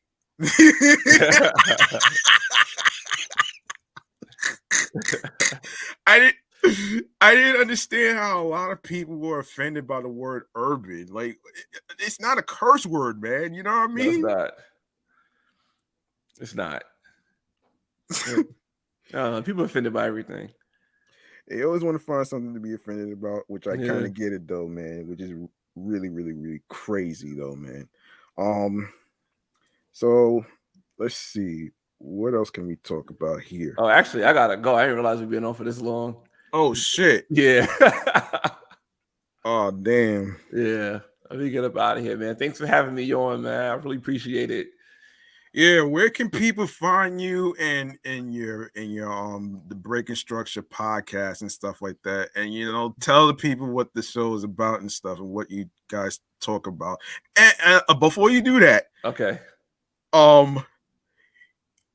I listened to one particular episode when your brother Big Mom mentioned yellow snow. What the hell is what the hell is yellow snow? And then years ago, as he did the In the Loop radio with Ace and B Live and stuff, he mentioned burning snow. What the hell is burning snow? I don't know yellow what burning snow. Like, I know yellow snow is somebody who pee in the snow. I know that. Burning snow, you have to ask him about that.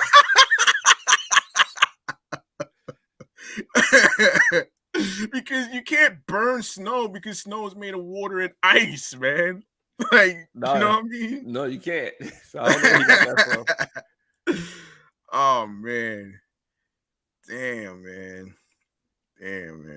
But yeah, you can find me on YouTube, Instagram, TikTok, Twitter on Broken Traditions. Spelled the way it's supposed to be spelled, broken. The word traditions. You look it up, you see me, Browns Can Do It with Locks. Breaking Structure Podcast. You can find us on Apple, Spotify, Facebook Podcast, which I did not know was a thing till I tried it out. So you can listen to the podcast on Facebook. And we're on just YouTube podcast platforms and Facebook. So that's where the Breaking Structure Podcast is at. And what it's basically about is just like I can have certain topics and I just get his opinion on it, kind of like what we did today. You have the topics, I give you my opinions on it. So it's kind of like that, and it's kind of like a conversation, like us being on the phone. It's very unstructured. It sometimes can go long-winded. I'm gonna start doing like chapters in it, so you know what to expect. And if you want to hear something, just click that one chapter. So I'm gonna start doing that. But find that, man. Because what I like about with this podcast and your podcast is that the only two that got in common is that we're both unfiltered.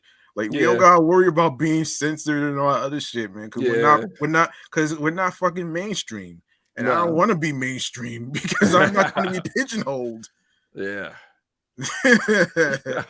You know, I didn't know that your show was on Podchaser.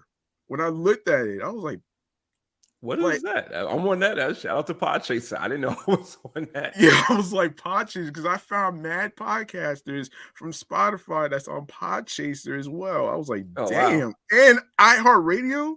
I was like, shit. Yeah. I did upload a few to iHeartRadio. It's kind of confusing, so I stopped doing iHeartRadio.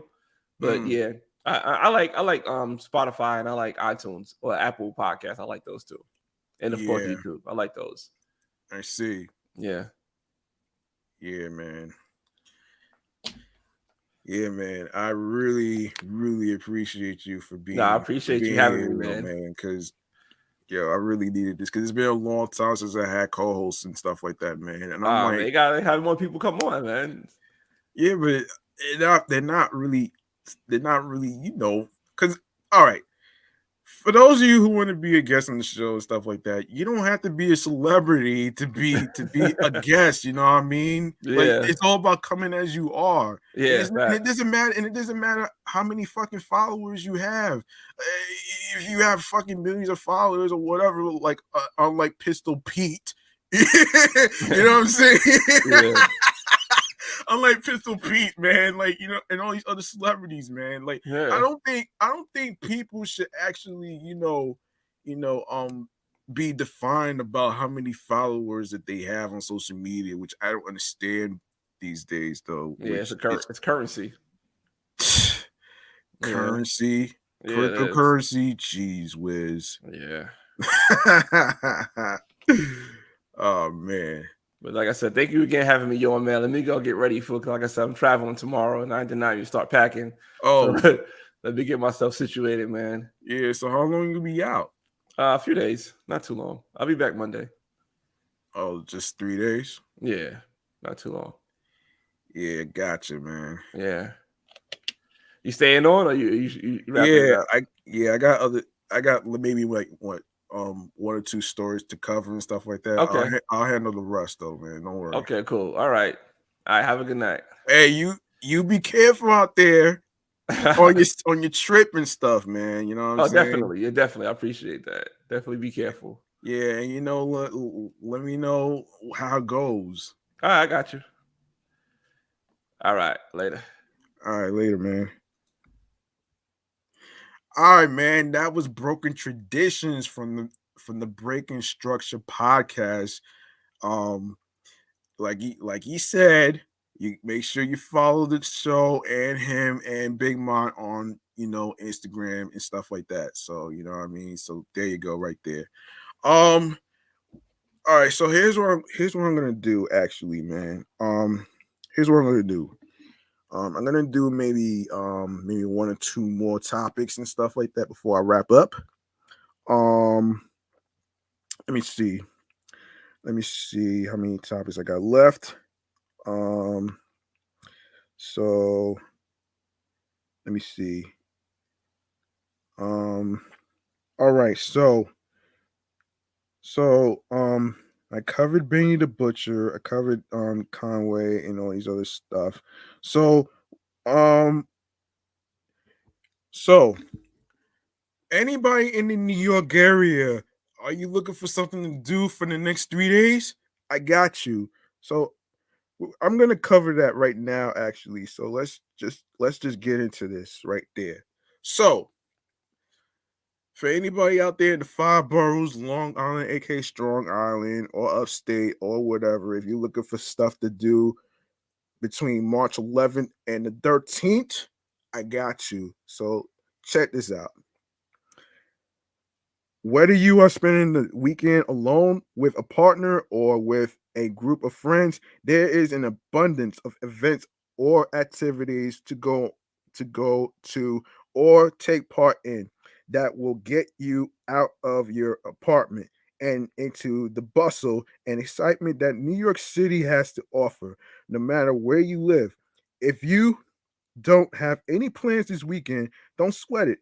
Just read below to find out about the exciting happenings near you this weekend.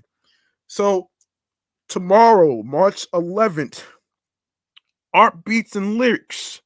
Explore this traveling urban art and music exhibition that features creators of unique art experiences who seek to move culture forward. Founded by Cult Creative, the main mission of the installation is to support visionary artists and musicians who share the same values of authenticity.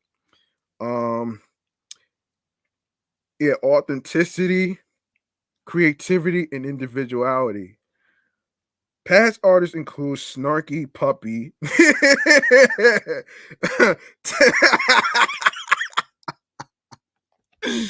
Oh man. Oh man. Hold on. Teddy Riley, Mansions on the Moon, Kendrick Lamar, and Shock G. The late Shock G, I guess. The exhibit is curated so that the audience can interact with the space and ultimately leave feeling inspired. Make sure you RSVP on the website. Knockdown Center is located at 5219 Flushing Avenue, Queens, New York, 11378. A Taste of California in New York City at Camp Fifth Avenue. Escape the winter blues with Camp's Getaway to the Golden State in partnership with Visit California. In celebration of the Interactive Toy Store's new LA location, Camp has collaborated with Visit California for a special event with celebrity chef Jet Tiller, widely recognized as the creator of the world's biggest California roll, 422 feet. Attendees will have the opportunity to meet Chef Tiller and, of course, taste the shrunken down version of the sushi roll that made him famous. This event is free for all ages with prior registration required from 3 p.m. to 5 p.m. Camp is located on 110 Fifth Avenue, New York, 10011. All right. So, and then you have the Chelsea Symphony. So, for the entire month of March, In honor of International Women's Day, the Chelsea Symphony will be showcasing the artistry of women and non-binary musicians in their community and beyond.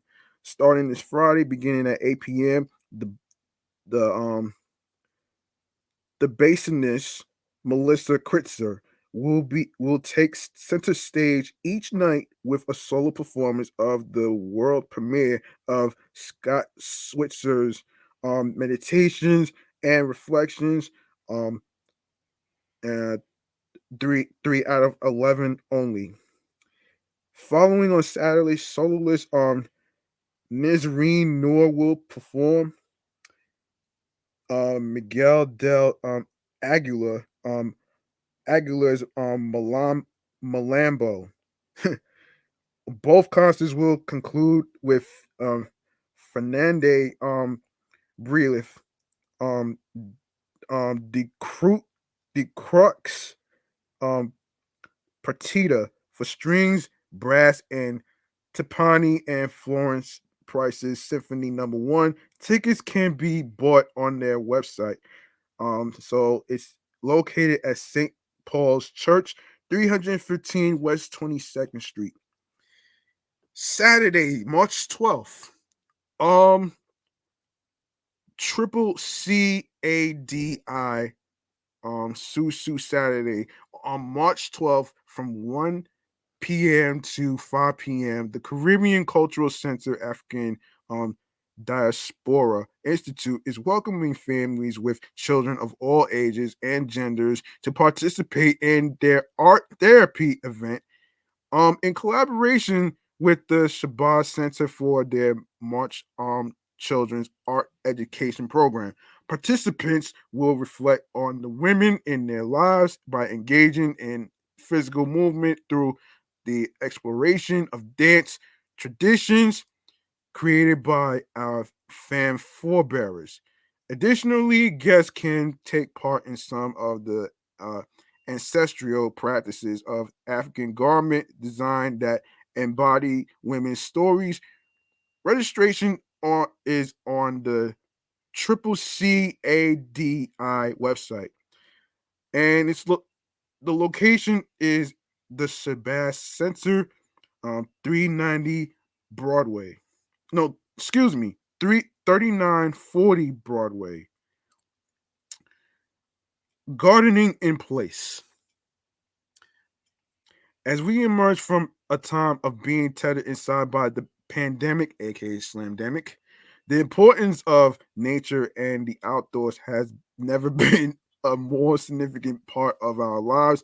In recognition of this, on March 12th, the Brooklyn Botanic Garden will be hosting a free virtual Making Brooklyn Bloom event on Zoom to celebrate the ways in which gardeners, as well as the plants they know and love, shape the meaning of place, home, and belonging. There will also be a discussion about the often overlooked um horticultural histories, along with a few personal life stories to uncover the ways in which each person's idiosyncrasies are reflected in their garden. To gain access to the Zoom link, registration is on their website and the pre-registration is required. And finally, Sunday, March 13th, MET Museum Afrofuturism exhibit. This Sunday from 2 p.m. to 3 p.m. Attend one of the Met Museum's newest exhibits in the parlor. A conversation on Before Yesterday We Could Fly, an Afrofuturistic period room. Tickets are free with museum admission, and guests are able to join the artists featuring in the exhibition to hear about their creative processes and the significance of Afrofuturism in their artistic practices. The conversation will open with a sonic sound bath experienced by artist Rena um, and Nakwi. Space is limited, and access into the exhibit will be on a first first come first served basis. To receive tickets, um go to the Met Museum website.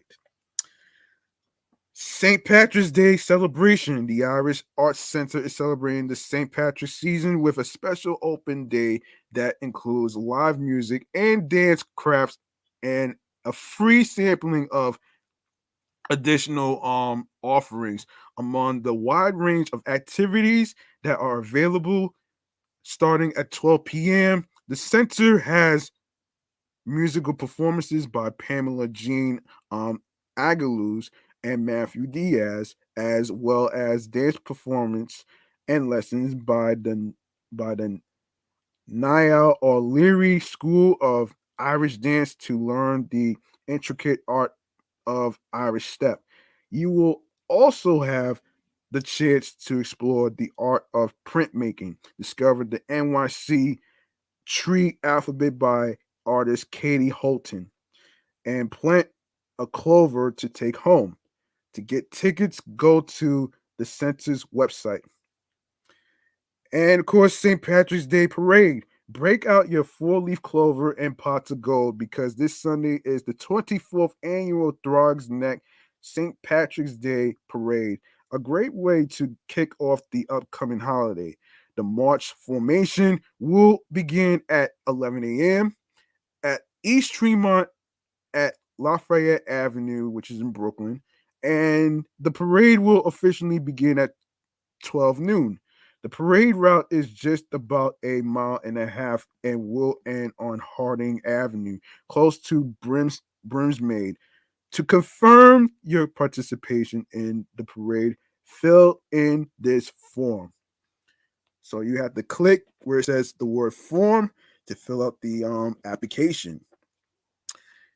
And there you have it. Things to do in New York City. Okay, so if you like what you heard in today's episode, especially the previous episodes whatsoever, um, you know, feel free to show some love by making a charitable donation to my Cash App, which is $G Money Stacks 555. That's $ capital G, lowercase MONEY, capital S, lowercase TACKZ, and you don't have to break the bank by having a lot of money.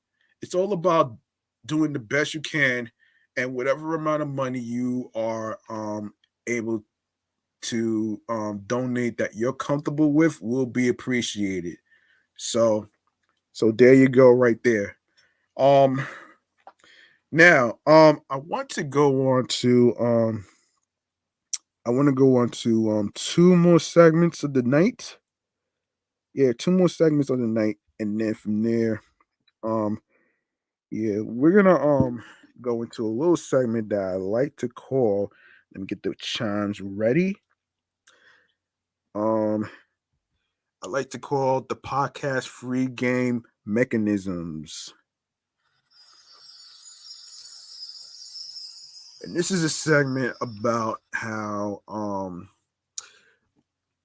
I inform you on the things that you need to start a podcast. So listen to this.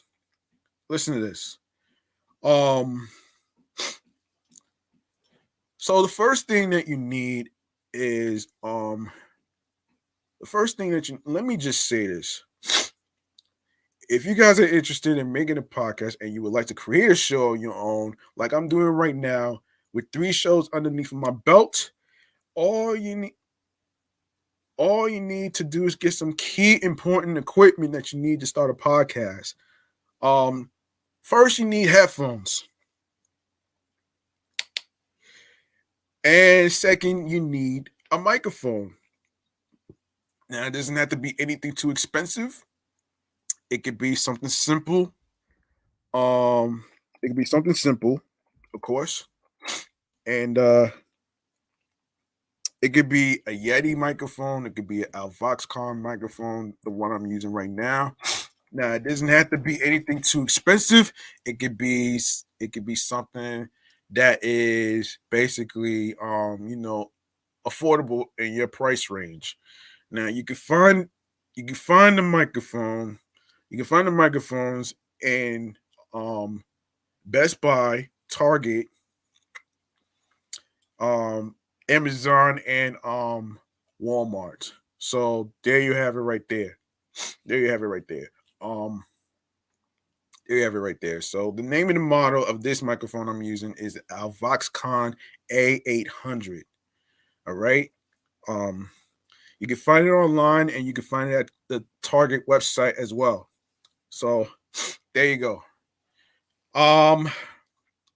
If you have a unique name for a podcast that you want to create that nobody has ever heard before, make sure it represents you and your identity and who you are and stuff like that. And of course, don't let anybody stop you from going to chase your goals and dreams. And of course, don't worry about people not liking the name of the show. It's all about you and what makes you happy mentally, physically, and spiritually. All right. It's about your happiness, not about theirs. You know what I'm saying? All right, so our last segment of the night, I am going to go to I am going to go to stream choices on the go. And you guys know what this is. This is where I inform you on where you can actually follow me and where you can listen to audio episodes of the podcast right here. So follow me on 17 Live, which is G Money Stacks, Queens, New York. Also follow Off the Meat Rack Chainz New York podcast on Facebook and Instagram. Alongside with my other shows, Meticulous Vibe Juice Podcast, Review Show, alongside with Excellent Fun Vibrant Podcast, the Sports Edition Show. Everybody that's following me on the Excellent Fun Vibrant Podcast Sports Edition Show page on Instagram, you want to stick around. On Sunday at 6 p.m. is where I'm going to actually talk about the whole story about where I'm going to talk about the whole MLB drama and all the other stuff. So stick around for that right there. So yeah. And you can also follow me on the gram, which is G Money Stacks 555 in Queens, New York. Make sure you turn on your notifications on the gram so you don't miss me in action and you don't miss a beat. All right. So when you are on the gram, either on G Money Stacks 555 in Queens, New York, or the podcast show page, which is Off the Meat Rack Chainz New York podcast, which has a link that says Linktree /G Money Stacks 555. So what you want to do is you click on there and you're gonna see the name of the show, and it's gonna have like a link where you can actually leave a voice message if you have any questions for me or any topic ideas or any thoughts and talks of what you thought about today's episode with Broken Traditions from the Breaking Structure podcast. Make sure you follow him and his brother and the show on Instagram, and of course listen to him on YouTube as well, Spotify and all over. So there you go right there. So speaking of which, you can also, speaking of Anchor, we are on Anchor, Audacity, Audible, Audio Burst, Amazon Music, Breaker, Castbox FM, Deezer, Listen Notes, Moon FM Podcast, Play FM, Pocket Cast, Podbay, Podfriend, Podo Polo, Podorama, Podcast Index, Podcast Addict, Podchaser, Podverse. We are on Reason FM, Spotify, Stitcher, TuneIn Radio, Google Podcasts. Don't forget to leave a 5-star rating on Podchaser, Podfriend, and of course Spotify as well. Make sure you listen to Off the Meat Rat Chainz New York podcast episodes on Radio Public, iHeartRadio, the number one app for music, radio, and podcasts, and last but not least, the YouTube. What you waiting for? Go ahead and grab that subscribe button and press the noti bell so you can be reminded of when the show goes on the air via live stream. Leave a like and a comment along with the episodes, with the topics that was being discussed. Make sure you stay tuned for more video content, upcoming episodes, previous episodes. Download your favorite episodes, share the videos from YouTube to everybody, and of course tell a friend to another friend, spread the word, and of course make sure you share the podcast along with the link that says Linktree / G Money Stacks 555. It's gonna have a whole list of audio streaming platforms where you can listen to, including YouTube as well, and a way for you to leave a voice message for me, so you could ask me questions, where you could actually share your thoughts and talks about what you like about the episode, the topics. Share your opinions. Your feedback is important. All right. So there you go, right there, man. There you go, right there, though, man. Hey, yo, listen. I want to say thank you to Broken Traditions. Shout outs to Broken Traditions for coming through this episode right here. I'm sorry that my boy Smooth couldn't make it. He probably has other obligations, and that's okay. So shout outs to Broken Traditions. Of course, like I said, make sure you follow him on Instagram, TikTok. Make sure you follow the Breaking Structure podcast on Instagram. Of course, he did mention TikTok and Twitter and stuff like that. So there you go, right there. And also listen to him on Spotify and other streaming platforms whatsoever. So the link should be over there as well, so you can actually listen and check him out right there with his brother Big Mont. All right. So, as I said, thank you to Broken Traditions and everybody who tuned into episode 125. Yes, 1 to the 2 to the 5. We actually made it this far, man, in this podcast journey, man, and I'm actually getting the hang of this shit. So hopefully I'll probably get more people to come on there in the future. I'm not heavy on guests, but every now and then I'll try to get, we'll see. We'll see what happens though, man. Remains to be seen. So thank you to everybody from all over the world that tuned in, especially Canada, especially in the USA, Long Island, aka Strong Island, plus the 5 spots of Brooklyn, Bronx, Manhattan, Staten Island, and Queens. I really, truly appreciate you, man. And like I said before, man, you don't have to be a celebrity to be a guest on this podcast right here, man, because this is an unfiltered comedy entertainment show. You know what I'm saying? This is like a rated R podcast, you know what I'm saying? So yeah. I'm G Money Stacks, man. I'm gonna be clocking out of here and stuff like that. So I'm off this shit. I'll see you guys next time in the next episode. Make sure you guys be careful, be mindful of the people you surround yourself with, whether it's in vans, subway trains,